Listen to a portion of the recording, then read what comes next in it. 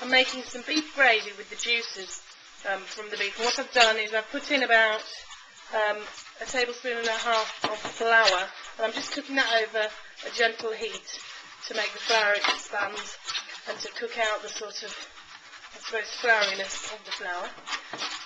Now once I've done that, I'm going to add some beef stock. I've used fresh beef stock here. I've got about about half a litre, a pint.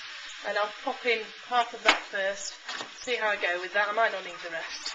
I don't want it too thin.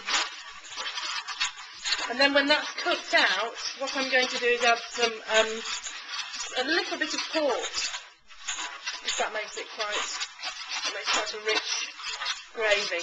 And today what I am going to do is I'm going to actually sieve the gravy so that it's a nice smooth gravy, because the bits on the bottom of the pan are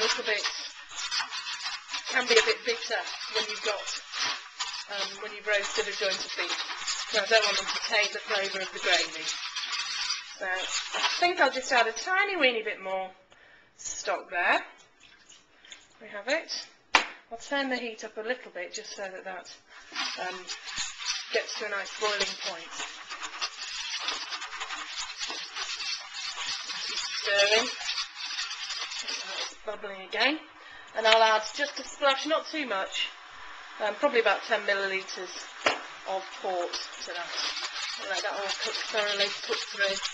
It gives it a really nice, rich, mahogany colour, adding the port. You can use red wine if you like, but port makes it a little bit more special. Some people would add a knob of butter at this stage. I don't think there's any need, because I've used enough beef fat, to be honest. Don't want to over-egg the pudding, so to speak. So what I'm going to do is I'm going to sieve that into a pan to let that cook over a very, very low heat. So here's the gravy. I've sieved it, added some salt and pepper, and I'm letting it cook through a little bit more on a very, very low heat.